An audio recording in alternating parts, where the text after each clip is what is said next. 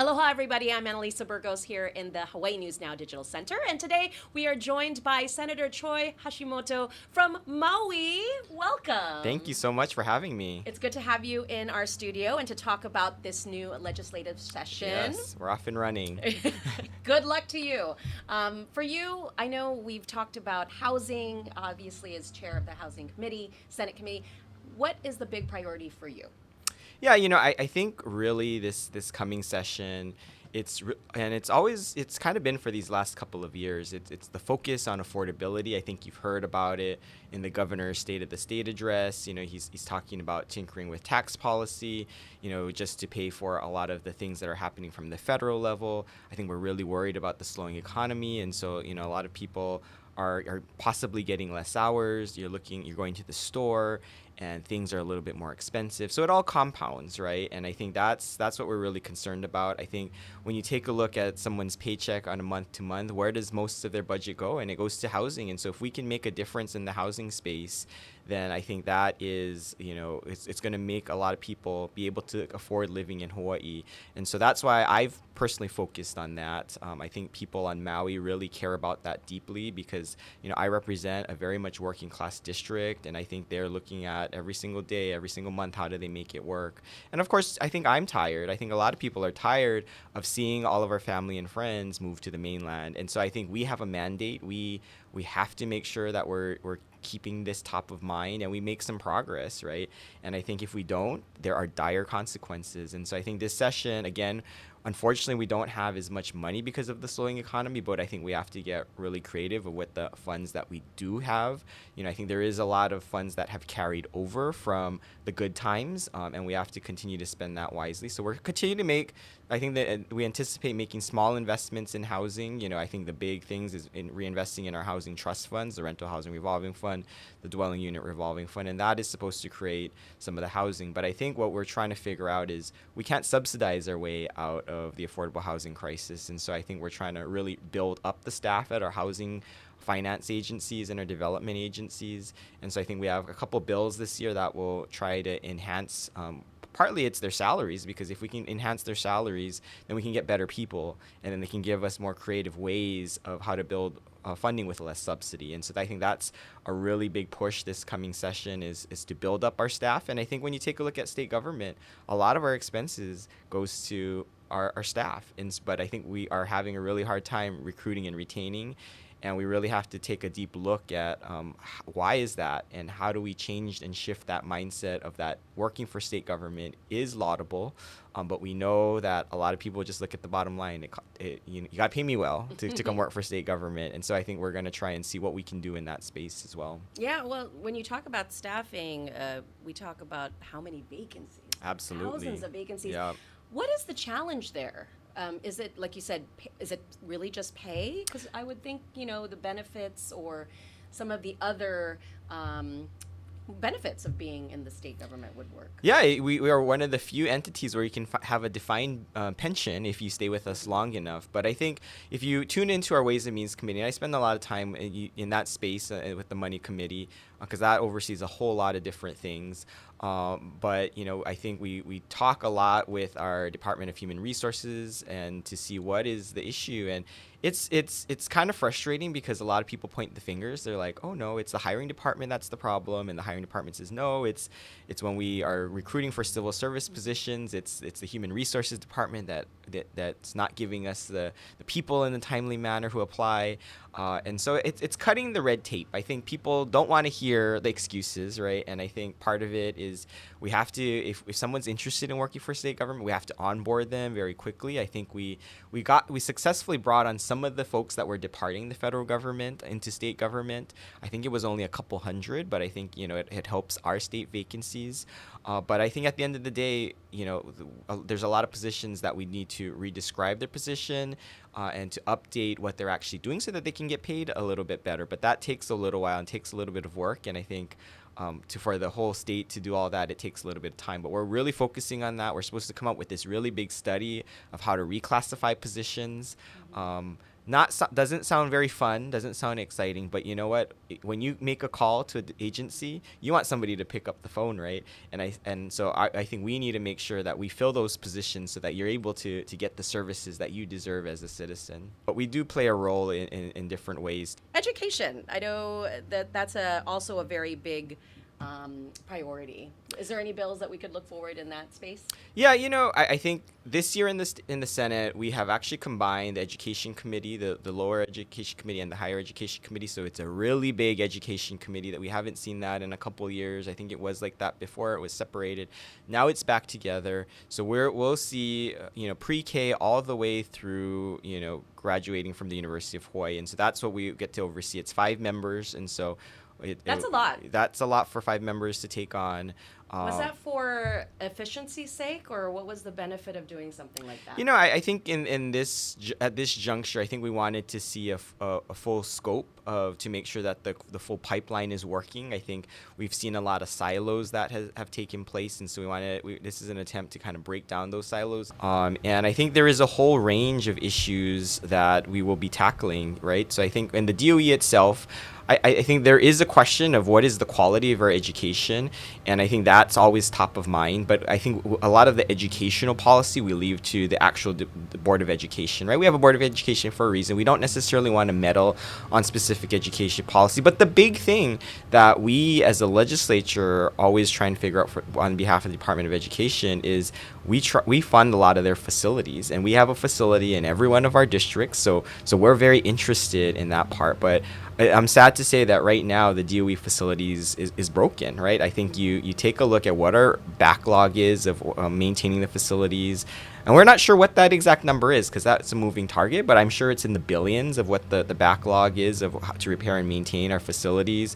I think we need schools. We need a new middle school in Central Maui. They need the new schools in Ewa.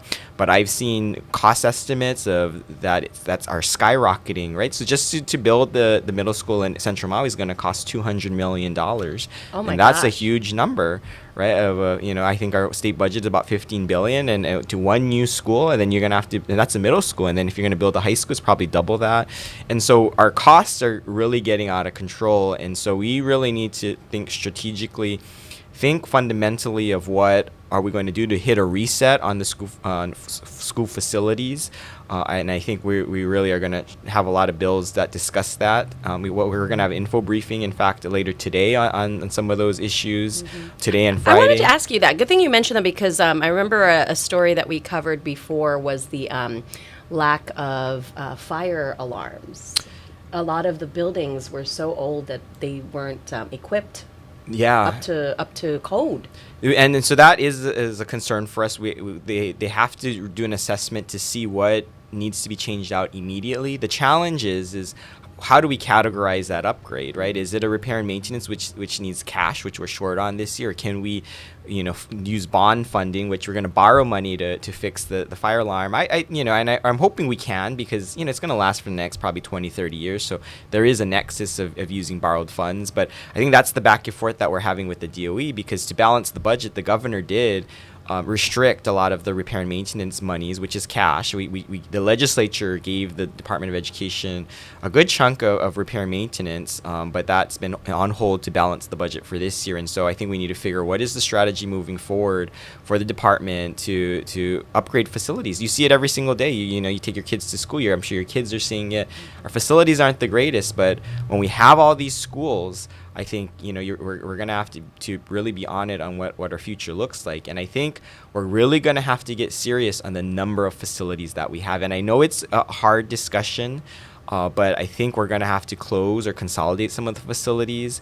And I think people are going to be really unhappy. But from a financial standpoint, we're going to have to do it at some point. Yeah, I think you have to make those tough decisions, especially in this session. So I wanted to go back to housing and correct myself, because you were vice chair, not chair. Yes. Stanley Chang is the chair. Stanley Chang. I was previous the chair in the House. Yes, that's what I was vice chair thinking in the of. Senate. Yes. So now, just to refocus about the bills, is there one that you are watching now that you feel would really make an impact this session? Yeah, so we have a couple.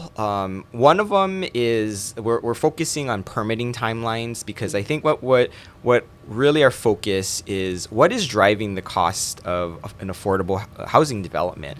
A lot of time and risk is spent in the permitting phase. It's entitlement phase before potentially the county councils, right? And then once you get that entitlement from the county council, then you have to get permitted.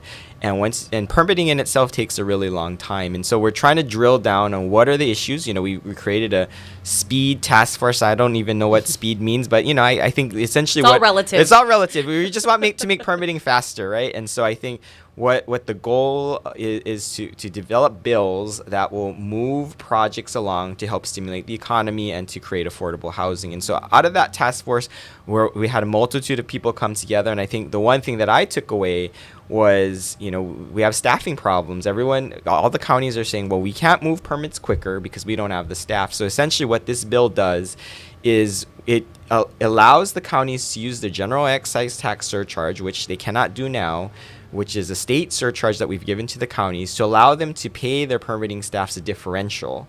I think we put in 15 to 20% differential depending on the positions, because if you're an engineer, it's going to be a different differential than a clerk. If we put a set amount, it wouldn't have mattered to the higher earner.